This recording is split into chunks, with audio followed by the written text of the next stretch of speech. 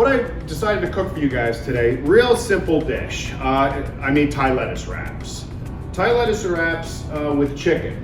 I chose chicken, it's a protein that is readily available. I actually used just a breast of chicken. You can use the thigh, the darker meat, it's a richer flavor. It will stand up to the sauce more. The breast is very lean. I added a little peanut butter to the sauce, so I didn't want to make it so fatty that it would be heavy. What I really wanted to showcase, the reason I picked this was our herb garden grows everything that I ended up serving with this dish in one dish. It's a great dish to show everything off. The basil and the cilantro that I grew over there is in the mixture. I'll also top it with a little cilantro when you try it. And the Bib lettuce, the hydro Bib lettuce, was grown there as well, just picked and taken care of recently. It's a really great system, it's really fun. When I picked it, I tried to save one so I could really show you what it was about. When I put it in the system, it's a little pod. I don't know if anyone, let me get this. It's a little pod of soil, a compressed pod of soil and fiber with just a couple of seeds in it.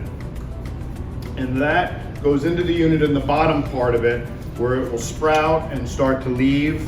And I have to carefully make sure those seeds stay in there, feed it into the system. It has nutrients that feed into it. And it's really running 24 hours a day. Just making sure it's getting the right amount of liquids, nourishment. I monitor the intake of the chemical nutrients that it's taking. And that's all it really is. There's nothing else going into it. Like I said, you can make it with turkey, chicken. You could even do beef, you know.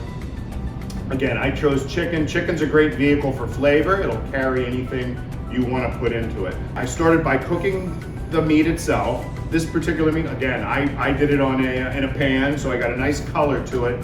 The more color, the more flavor. Brought it out, minced it up fine with a knife, and then started to slow cook it with some ingredients like Thai chili sauce. It's got a nice little twang to it, but it's mostly sweet.